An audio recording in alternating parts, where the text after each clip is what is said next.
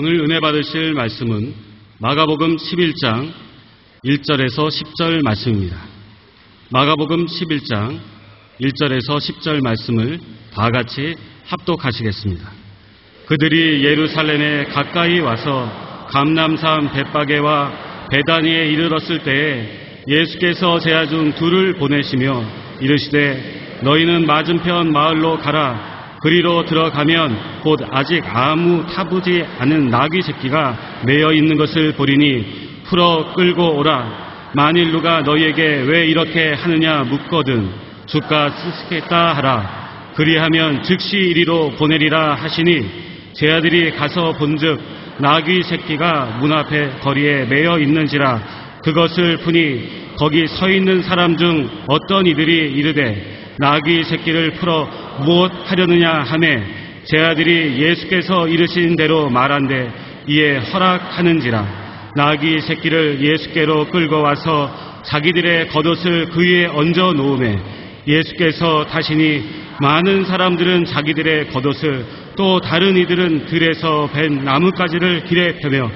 앞에서 가고 뒤에서 따르는 자들이 소리 지르되 호산나 찬송하리로다. 주의 이름으로 오시는 이여 찬송하리로다. 오는 우리 조상 다윗의 나라여 가장 높은 곳에서 호산나 하더라. 아멘.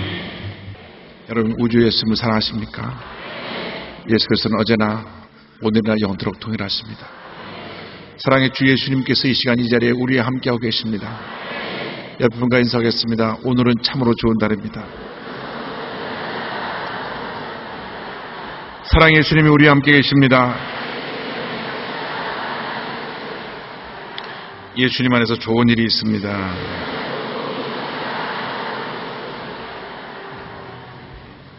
오늘로부터 예수님의 고난주간 한 주간이 시작됩니다. 이번 한 주간이 지나고 나면 다음 주일 우리가 기쁨으로 감사와 감격으로 부활주일을 맞게 됩니다.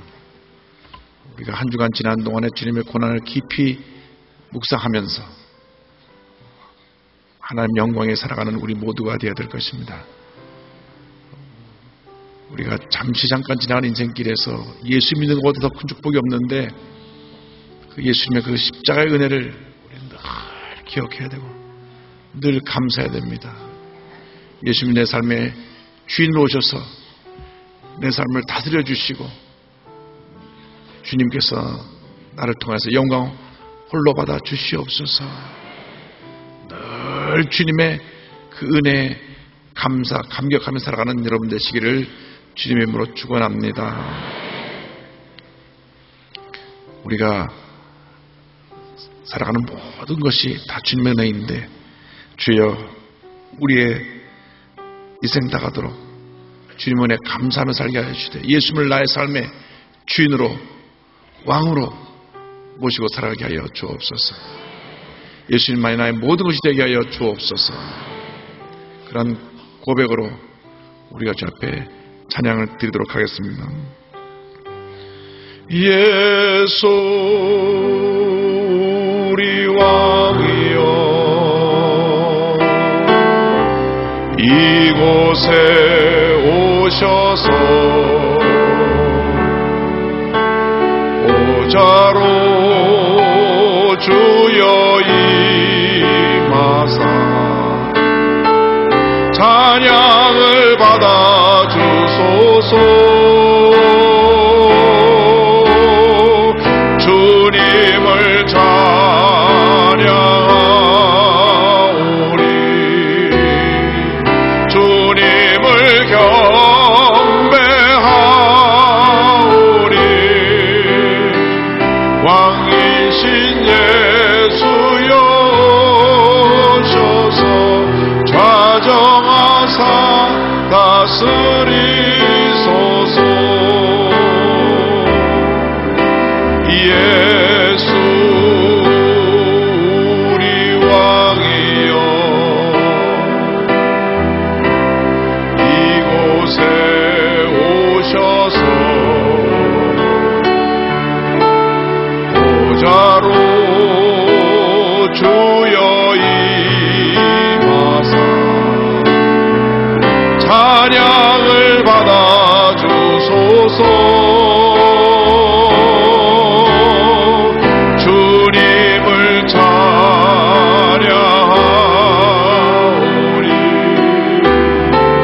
주님을 경배하오니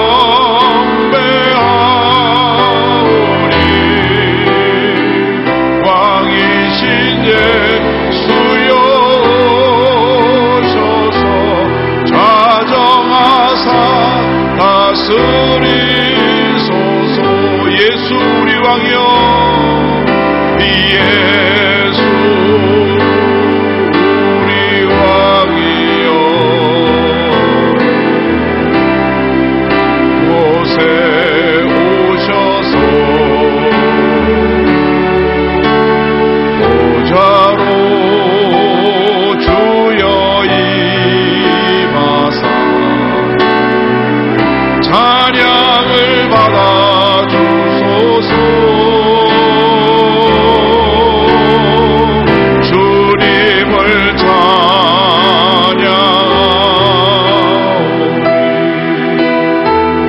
주님을 경배하오니 왕이신 예수여 오셔서 좌정하사 다스리소서.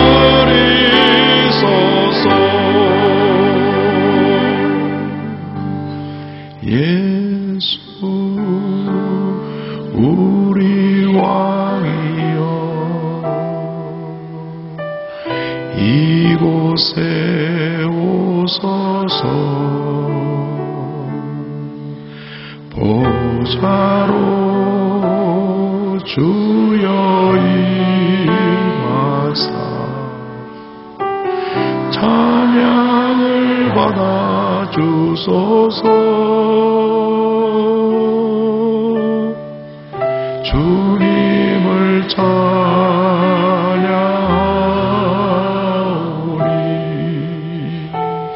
주님을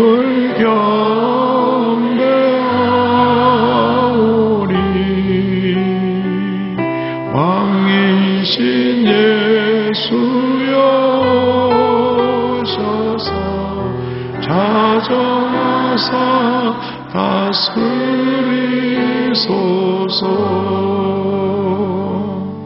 주님 우리를 다스려 주옵소서. 다 같이 통독 기도합니다. 주여 주여 주여. 사랑과 은혜 담보하신 하나님, 주님 우리를 긍휼히 여겨 주시옵소서. 우리를 긍휼히 여겨 주시옵소서. 우리를 긍휼히 여겨 주시옵소서. 왕이신 예수 우리를 긍휼히 여겨 주시옵소서. 우리를 긍휼히 여겨 주시옵소서. 우리를 긍휼히 여겨 주시옵소서. 우리를 긍휼히 여겨 주시옵소서. 우리는 아무것도 아닙니다. 주님만이 모든 것이 되십니다. 주님만 홀로 높음을 받으시옵소서. 존귀케 되시옵소서. 오 주님의 우리의 모든 죄업을 사하여 주옵소서. 우리 남들에게 주님만 찬양하고 주님께만 영광 돌리는 하나님 아버지, 주님 앞에 드려지는 거룩한 산제가 될 수 있도록 주님 역사하여 주옵소서. 유아실과 부도성들의 예배드리는 성도들에게 복을 내려주시고 영상을 통해 함께 드리는 자자교회, 지교회, 지성전, 지가성전, 기도처, 지방교, 특별히 개척교회, 해선교주교회, 인터넷과 TV를 통해 예배드리는 성도들까지 은혜 내리기를 간절히 바라고 소원합니다. 오 주의 성령이여, 주의 성령이여, 주의 성령이 마시옵소서. 여도 수고교회 주님이 특감으로 사는 교회입니다. 주님 붙들어 주옵소서. 모든 예배마다 성령의 기름 부으시 넘쳐나게 하여 주옵소서. 저기 올라 목사님 주님 붙들어 주옵소서. 당해로부터 양아부까지 모든 부서마다 복을 내려주시길 원합니다. 원로장로의 연로장로의 영광대학 장애국 대학교육교학 겸하여 주옵소서. 주님을 섬기는 남유성교회 주교육장 안수자의 권사의 찬양교 오케스트라 교학교 교사들에게 은혜 내려 주옵소서. 오 주님 의지하고 주님 바라봅니다. 주님 의지하고 주님 바라봅니다. 주님 의지하고 주님 바라봅니다. 할렐루야. 우리에게 성사를 원내려 주옵소서. 할렐루야. 오살리기도 온과 수련회 함께하여 옵시고 한세대학교 순범명사신학원 배달대학교 함께하여 옵시고 엔디오크 풀가일 림복지회와 자투대학과 포스푸드 복센터 함께하여 주옵시고 봉은시는 국민부에 함께하여 옵시며 시르비 성연합회 함께하여 주옵소서. 날라셀까 동해와 모든 지도자들에게 함께하여 주소서. 이 땅의 모든 갈등과 대립과 불신이 사라지고 주님이여 화해와 일치를 이루게 하시며 만국통일의 시대가 열리게 하여 주옵소서. 북한의 2,500만 동포를 구일하게 하셔서 속히 저들에게 주님을 기쁘게 찬양할 수 있는 날 나오게 하여 주옵소서. 오 할렐루야 할렐루야 할렐루야 할렐루야 할렐루야 할렐루야 할렐루야 할렐루야 할렐루야 할렐루야 할렐루야 할렐루야 할렐루야 할렐루야. 오 주님 함께 역사에 전하여 주옵소서. 할렐루야 할렐루야 할렐루야 할렐루야 할렐루야 할렐루야 할렐루야 주님 함께 역사에 전하여 주옵소서. 주님을 찬양하오니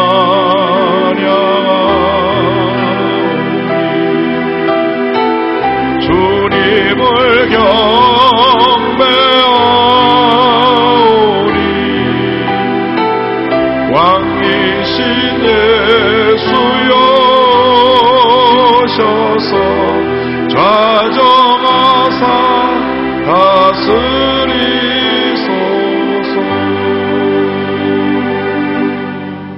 사랑과 은혜와 자비가 무한하신 하나님 아버지, 감사, 찬송, 존귀, 영광 하나님께 올려드립니다.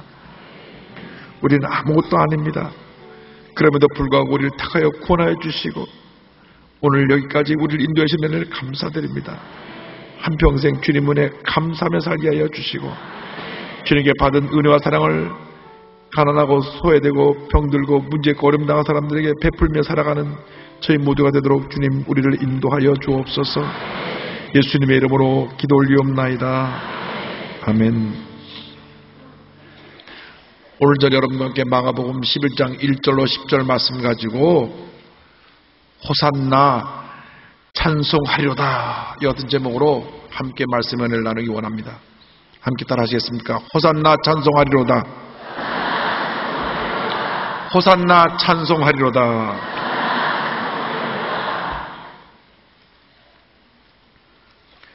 이상 모든 사람들이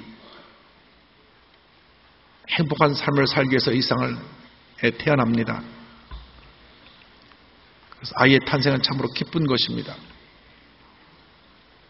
가정에 행복을 가져주는 것입니다.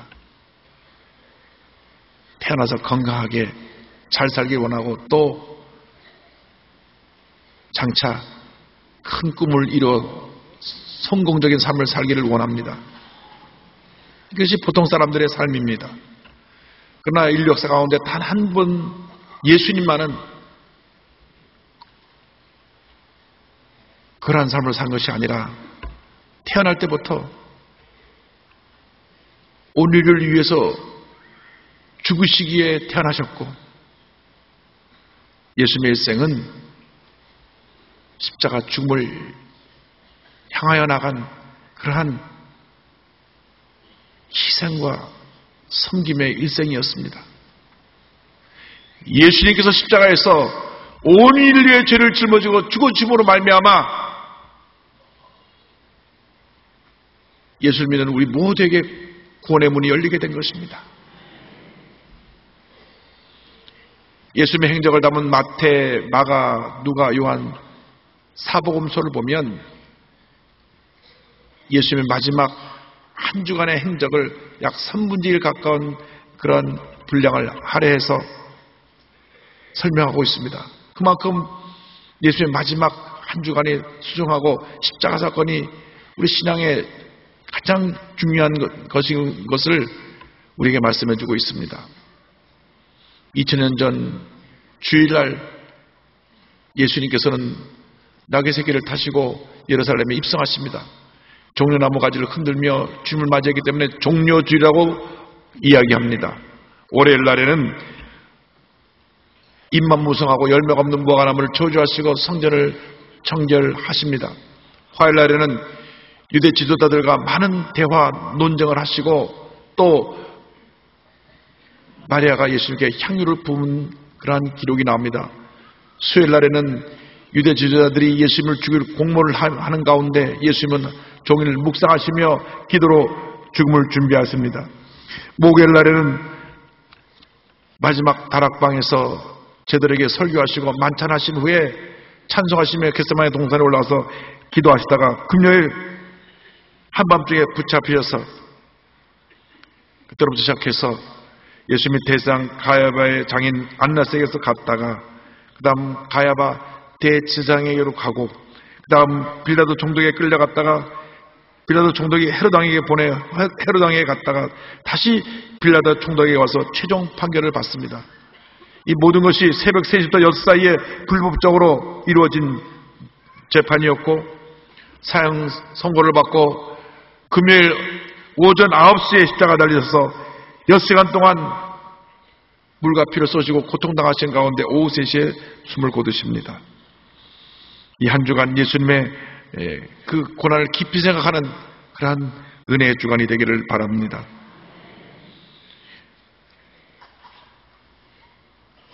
(2000년) 전 오늘 예수님께서 예루살렘에 입성하실 때 모든 백성들이 나와서 종려나무 가지를 흔들고 겉옷을 펴서 깔며 주님을 맞이했습니다. 호산나 다윗의 자손으로 오시니여 주님을 찬양했습니다. 이 말씀 가운데 우리에게 주신 세 가지 영적인 교훈을 살펴보기 원합니다. 첫째로 우리는 언제나 하나님의 뜻 앞에 순종하는 삶을 살아야 된다고 하는 것입니다. 하나님은 누구와 함께 일하시느냐? 주의 말씀에 순종하는 사람과 함께 일을 하십니다. 신앙생활을 해도 늘 부정적이고 원망과 불평을 쏟아놓고 말씀을 따르지 않는 사람에게는 절대로 하나님이 함께하지 아니하십니다. 하나님은 언제나 말씀에 순종하고 주님 뜻을 이루기 위해서 최선을 다하는 사람들에게 복을 내려주시는 것입니다. 그런데 예수님께서 예루살렘에 입성하실 때에 나귀 새끼를 타고 입성하십니다. 마가복음 11장 2절을 보면 이르시되 너희는 맞은편 마을로 가라. 거리로 들어가면 곧 아직 아무도 타보지 않은 나귀 새끼가 메어 있는 것을 보리니 풀어 끌고 오라. 보통 왕의 행렬 때는 말을 타고 군사들이 호위하고 나팔을 불며 성에 입성을 하죠. 또 장군들이 나가서 전쟁에서 승리가 돌아올 때도 당당하게 말을 타고 호위 군사의 그 호위를 받으며 입성을 하는데 예수님은 나귀 새끼를 타고 입성하십니다.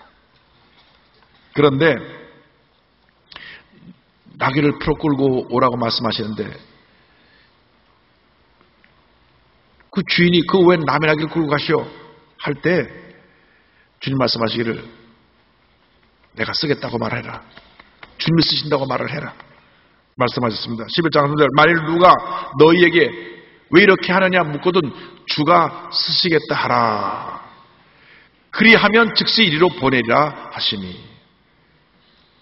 누가복음 19장 33절을 보면 그 임자들이 그 얘기를 하는 것이 나옵니다. 나귀 새끼를 풀 때 그 임자들이 이르되 어찌하여 나귀 새끼를 푸느냐. 그래서 제자들이 예수님께서 말씀하신 대로 말합니다. 마가복음 11장 6절에 제자들이 예수께서 이르신 대로 말한데 이에 허락하는지라 주님께서 쓰시겠다고 합니다. 이 말에 그 주인들이 아무런 질문도 하지 않냐고 예 그러면 가져가십시오. 이것이 바로 순종입니다. 순종은 주님의 명령에 대하여 어떤 의문을 가지거나 거기에 대해서 자기의 뜻을 펴는 것이 아닙니다.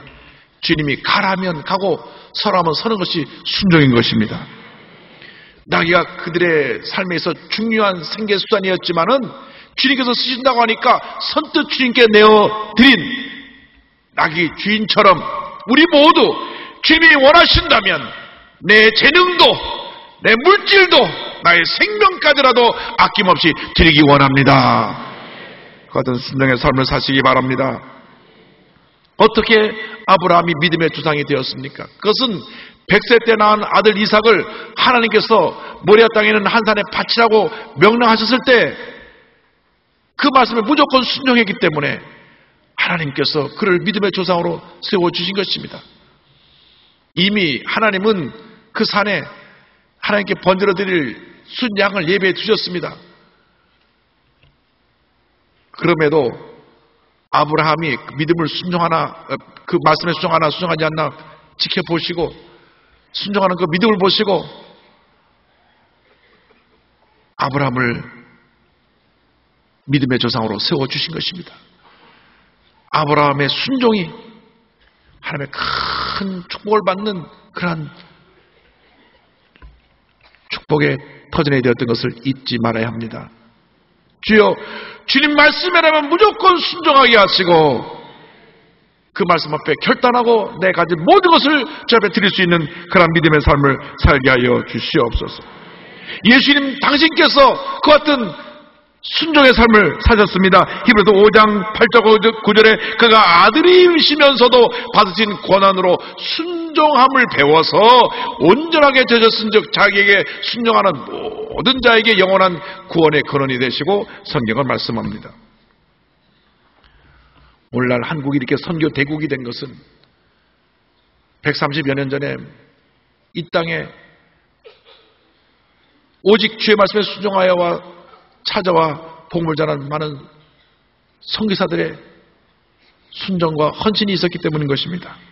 마포구 합정동에 가면 양화진 외국인 선교사 묘원이 있습니다. 그곳에 묻힌 수많은 선교사님의 묘가 있고 가족들의 묘가 있습니다. 조선이 어디 있는지도 모르고 하나님이 가라 하시니 그들이 이 땅까지 와서 그의 삶을 하나님께 드렸습니다. 기록을 보면 아이를 낳았지만 먹을 것이 없어 산모는 영양실조에 시달려야 했고 젖이 나오지 않아서 아기가 죽어갔습니다. 풍토병에 죽어간 무명의 선교사님들, 병든 아이를 돌보는 대신 가난에 울부짖는 백성을 향해 달려나갔다가 복음을 전하고 돌아오니 자기 아이가 죽어있는 그러한 선교사님도 계셨습니다. 이런 순교적인 희생이 있었기 때문에 한국에 이 어떤 놀라운 기독교의 부흥이 다가온 것입니다. 5, 1월에 이보다 더 큰 사랑이 없나니 라고 하는 책이 나와 있는데요. 여기에 양화진에 묻혀있는 선교 사람들의 이야기들을 소개하고 있습니다. 제일 먼저 묻힌 분은 1890년 7월 28일 제중원 2대 원장으로 헌신하시던 존 헤런 선교사님이 이곳에 묻혔습니다. 미국 북장로교 파송 선교사님으로 뛰어난 의술을 가진 의사였습니다. 20대 모교 교수로 초빙받을 만큼 뛰어난 그 재능을 갖고 있는 분이었는데 한국으로 가라! 그 명령을 받고 그 먼 길을 마다하지 않고 와서 몸이 부서져라! 주님 영혼에 헌신했습니다. 병든 자를 돌보고 가난한 자를 섬기다가 본인 자신이 몸이 쇠약해지고 병이 들려서 5년 만에 34살의 젊은 나이로 아내와 어린 두 딸을 둔 채로 이상에서 숨을 거두고 양화진에 묻히게 됩니다. 그는 이 땅에 주의 복음을 전하기에 온몸 바쳐 헌신한 선교사여, 주님이 가장 기뻐하시는 순교자의 모습을 보인 주님의 귀한 종이었습니다. 양화진에 묻힌 선교사를 보면 이 책에 이렇게 소개되어 있습니다. 선교와 관련된 이가 145명 가운데 선교사가 90명, 남자 선교사 36명, 여자 선교사 54명, 그 가족이 55명이다. 어릴 때 묻힌 자녀들 이 45명이 적지 않고 어릴 때 자녀들이 병에 많이 죽었어요.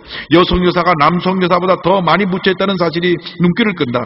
이 같은 사실에서 기후와 풍토가 맞지 않아서 외지에서의 선교사역이 여성과 어린이들에게 얼마나 어려운 일이었는지를 미루어 짐작할 수 있다. 선교사님들의 비문 몇 가지를 소개합니다. 나는 웨스트민스터 성당보다 한국 땅에 묻히기를 원하노라.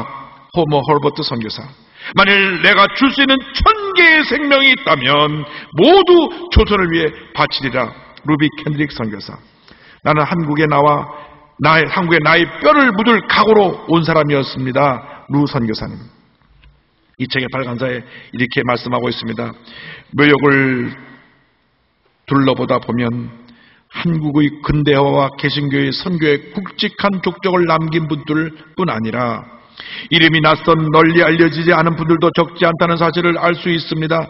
그분들은 질병이나 사고 등으로 일찍 세상을 떠나 사람들에게 기억될 만한 큰 자취를 남기지 못했지만 조선인과 이 땅을 사랑했다는 점에 있어서는 다른 분들과 조금도 차이가 없습니다. 그렇지 않고서야 기억하는 자 없는 이 낯선 이국 땅에 묻히기를 바랄 수 없었을 것입니다.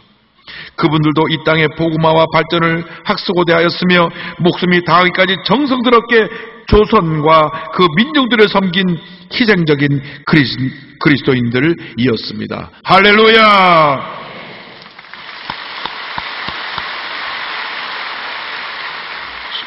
순종에는 이 같은 희생이 따르는 것입니다. 여러분, 주님의 영광을 위해서라면 여러분의 재능도 물질도 목숨까지라도 아낌없이 주님께 드릴 수 있는 그러한 순종의 삶을 사시기를 주님의 이름으로 축원합니다. 둘째로 우리는 하나님 앞에서 순서와 겸손의 삶을 살아야 합니다. 예수님께서 타고 가신 나귀 새끼는 그 누구도 타보지 않은 나귀 새끼였습니다. 마가복음 11장 7절에 나귀 새끼를 예수께로 끌고 와서 자기들의 겉을 고에 얹어놓음에 예수께서 자신의 성경을 말씀합니다. 아무도 타보지 않은 나귀 새끼라는 것은 그 나귀 새끼의 정결함, 순수함을 말합니다. 우리가 주님 앞에 쓰임 받으려면 죄의 때를 씻어내야 되는 것입니다. 우리 마음속에 미움, 탐욕, 원망, 불평, 거짓, 잘못된 모든 것 다 내려놓고 정결한 모습이 되어야 주님 앞에 쓰임을 받을 수 있습니다. 여러분, 아무리 좋은 그릇이라고 할지라도 그 안에 음식에 곰팡이가 나 있으면 그 그릇을 쓸 수가 없습니다. 싹 비워내고 깨끗이 그릇을 닦고 준비된 후에 거기에 다시 음식을 담을 수 있는 것처럼 우리가 세상에 사는 동안 묻었던 모든 죄의 때를, 죄의 곰팡이를 예수의 볼로 씻어내고 정결하게 된 모습으로 주 앞에 늘 새롭게 변화되어 주 앞에 나올 때 주님께서 우리를 들어 사용하여 주시고 놀라운 역사를 나타내 주실 것입니다. 뿐만 아니라 나귀 새끼를 탔다고 하는 것은 예수님의 겸손을 의미합니다. 여러분, 우리가 주 앞에 쓰임 받으려면 하나님 앞에서 낮아져야 합니다. 겸손의 삶을 살아야 합니다. 사람은 원래 근본적으로 교만합니다. 늘 자기중심적입니다. 자기 주장만 옳다고 합니다. 자기가 잘되기 위해서 남을 짓밟기도 하고 남에게 말할 수 없는 상처와 피해를 남기기도 합니다. 교만해서 그렇습니다. 그러나 예수님은 이 땅에 하나님이신 그가 가장 낮은 모습으로 오셔서 평생 겸손하게 섬김의 삶을 살다가 십자가에 달리셨습니다. 여러분, 예수님의 겸손을 본받으시기 바랍니다. 스가랴서 9장 9절을 말씀합니다. 시온에 따라 크게 기뻐할지어다. 예루살렘에 따라 즐거이 부를지어다. 보라, 내 왕이 내게 임하시나니 그는 공의로우시며 구원을 베푸시며 겸손하여서 나귀를 다시나니 나귀의 작은 것 곧 나귀 새끼니라. 여러분, 예수님의 겸손을 본받아야 합니다. 빌립보서 2장 5절로 8절은 설명합니다. 너희 안에 이 마음을 품어라. 곧 그리스도 예수의 마음이니 그는 근본 하나님의 본체시나 하나님과 동등됨을 취할 것으로 여기지 아니하시고 오히려 자기를 비워 종의 형체를 가지사 사람들과 같이 되셨고 사람의 모양으로 나타나서 자기를 낮추시고 죽기까지 복종하셨으니 곧 십자가에 죽으십니다. 이렇게 주님은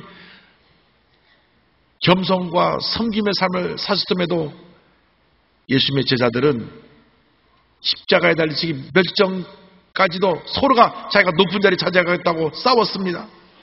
예수님 마음이 너무 안타까우셔서 마지막으로 그들에게 가르친 가르침이 행함을 통해서 보여진 섬김에 대한 가르침입니다. 갑자기 예수님이 무릎을 꿇고 세자를 가져다가 제들의 발을 씻습니다. 깜짝 놀랐습니다. 발을 씻는 것은 당시 하인들이 하는 일이었습니다. 예수님이 왕이 되면 자기들이 옆에서 높은 자리 하려고 그 누가 그 자리를 차지하냐 싸우고 있었는데 예수님이 친히 무릎을 꿇고 자기들의 발을 씻을 때 저들이 부끄러워 몸을 바 몰랐습니다.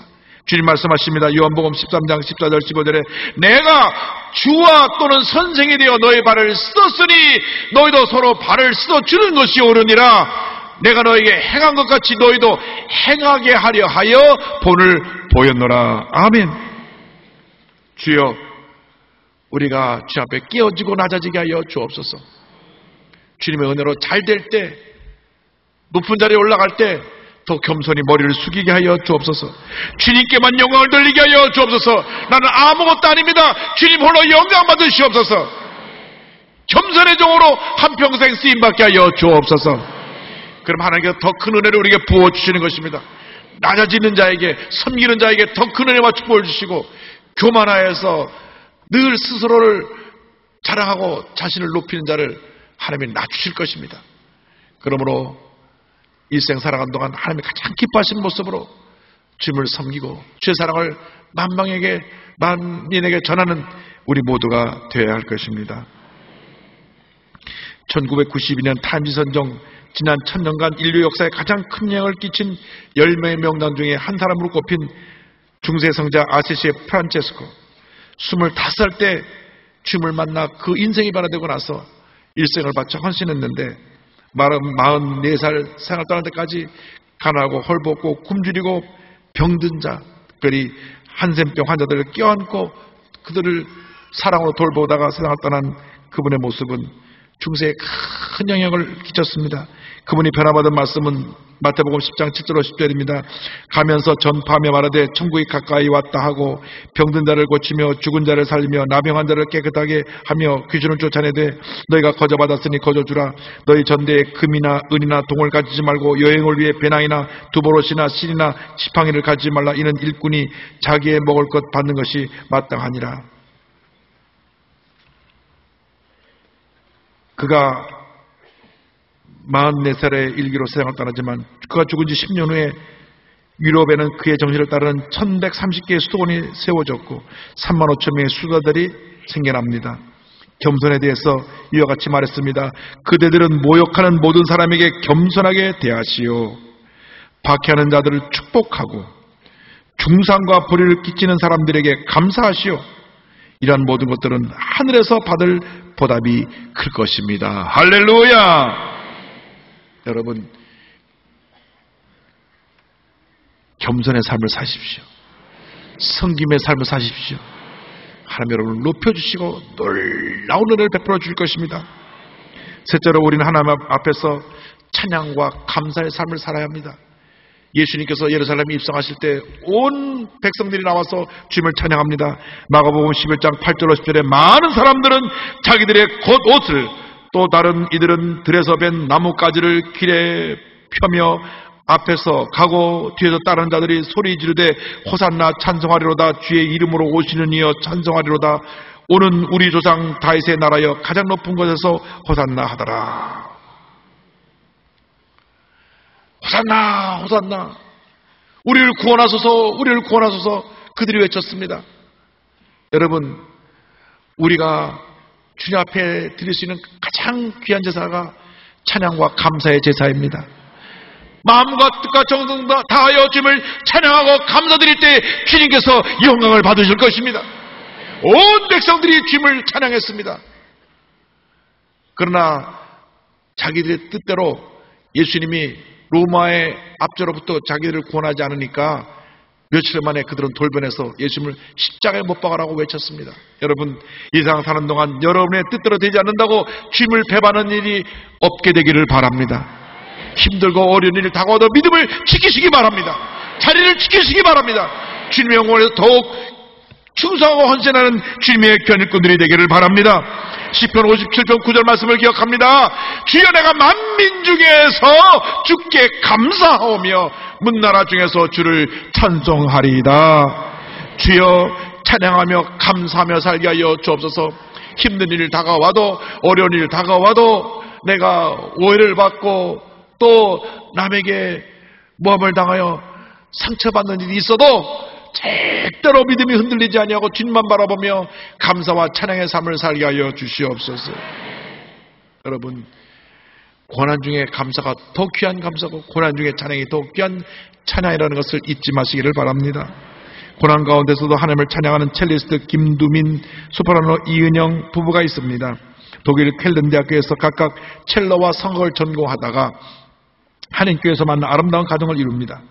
모든 것이 순조롭고 평생 행복할 것 같았던 그러한 결혼 생활이었습니다. 그러나 둘째 아이를 낳으면서부터 그 가정에 많은 어려움이 다가왔습니다. 둘째 아이가 태어났는데 루이스 디츠 신드롬이란 희귀병을 갖고 태어납니다. 온몸에 결합이 제대로 되지 않아서 머리부터 발까지가 제 기능하지 못합니다. 그래서 아이가 언제 심장이 멈추지 못하기 때문에 뛰지도 못하고 조심조심해야 했습니다. 너무나 이 아이 때문에 많이 울었고 부부가 주님 앞에 부르죠. 기도도 많이 했습니다. 그때마다 주님 말씀 주셔서 위로함을 주시고 그 아이를 통하여 더 주님께 가까이 나가게 해주셨습니다. 그런데 셋째를 임신하고 병원에 가보니 셋째도 둘째 같은 희귀병이라는 것입니다. 의사가 말하기를 그런 병이 동생에게 올 일이 없고 어쩌다 한 가정에 하나, 그것도 몇만 가정 중에 한 사람 올까 말까 한 그런 병이라 그랬는데 그 가정에 둘째도 그런 애가 생겨났어요. 그럼에도 저들이 원망불평하지 아니하고 주님 앞에 찬양하고 감사하며 믿음으로 나아갑니다. 그런데 이렇게 세 아이를 키우는 가운데 그 아이 엄마가 배가 너무 아파 병원에 가니 대장암 말기입니다. 그래서 인공항문을 달고 치료를 위해 가족과 함께 한국에 돌아왔습니다. 돌아오는 비행기에서 이렇게 하나님께 기도합니다. 하나님, 저 살고 싶습니다. 하나님 물으십니다. 그럼 넌 날 위해 무엇을 할 수 있니? 저에게는 더럽고 버릴 것밖에 없는데 주님을 위해 드릴 것이 뭐가 있겠습니까? 그런데 한국에 오자마자 찬양해달라고 하는 그러한 초청을 받았어요. 아, 이것이 하나님의 뜻이구나. 그래서 본인은 항암 치료를 받으면서도 남편은 첼로로, 본인은 소프라노로 자기를 찾아오는 곳마다 가서 주님을 찬양합니다. 그런데 이 찬양 생활하는 가운데 둘째가 갑자기 위독해서 병원에 입원해 심장 수술을 받게 됩니다. 중환자실에서 생사를 오가는 아이를 앞에 두고 그들은 주 앞에 감사하며 찬양했습니다. 2달 동안 틈만 나면 남편은 첼로로, 아내는 아름다운 목소리로 주님을 찬양합니다. 병원에는 많은 사람들이 위로함을 받고 어두웠던 중환자실이 그들의 찬양으로 밝아졌습니다. 두 부부는 이렇게 고백합니다. 만일 저희가 아픈 아이들을 낳지 않았더라면 아픔 있는 자들의 마음을 절대로 이해할 수 없었을 거예요. 항암 중에도 찬양을 올려드릴 수 있는 기회가 점점 늘어나면서 하나님이 원하시는 것이 이것임을 알게 되었습니다. 하나님께서는 저에게 연주와 찬양이라는 귀한 달란트를 주셨잖아요. 그걸 사용해서 하나님 나라의 지경을 넓히는 일을 감당하고 싶어요. 병이 낫든지 낫지 않든지 구애받지 않고 하나님의 영광을 위한 도구로 쓰이기 위해 깎이고 또 깎여서 온전히 하나님을 담아갈 수 있는 사람이 되었으면 좋겠습니다. 할렐루야! 늘 두 부부가 하나님의 은혜를 찬양한다고 합니다. 나를 지으신 이가 하나님, 나를 부르신 이가 하나님, 나를 보내신 이도 하나님, 나의 나 될 것은 다 하나님의 은혜라. 여러분, 나의 나 될 것은 다 하나님의 은혜라. 다 하나님의 은혜라.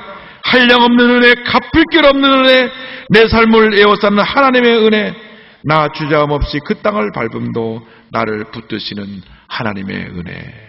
할렐루야! 여러분, 이 은혜가 여러분 모두에게 임하게 되기를 바랍니다.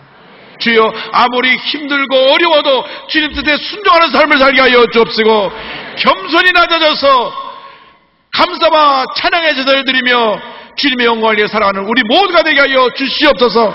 환난이 다가와도, 핍박이 다가와도, 고난이 다가와도 절대로 뒤로 물러가지 아니하고 넘치는 감사와 찬양으로 살아가는 우리 모두가 되게 하여 주옵소서. 이 같은 삶을 살아가는 여러분 되시기를 주님의 이름으로 축원합니다. 축원합니다. 축원합니다. 기도하겠습니다. 사랑과 은혜와 자비가 무한하신 하나님 아버지, 우리 일생 다가도록 그 넘치는 은혜에 대해 감사하며 찬양하며 살게 하여 주옵소서. 나는 아무것도 아닙니다. 주님만이 모든 것이 되십니다. 주의 뜻이 온전히 이루어지기를 원합니다. 주여, 말씀에 순종하는 삶을 살게 하여 주시고 겸손히 깨어져 낮아져 섬기는 삶을 살게 하여 주시고 어떠한 고난 중에서도 감사와 찬양으로 주님께 영광 돌리는 삶을 살게 하여 주옵소서. 예수님의 이름으로 기도 올리옵나이다. 아멘.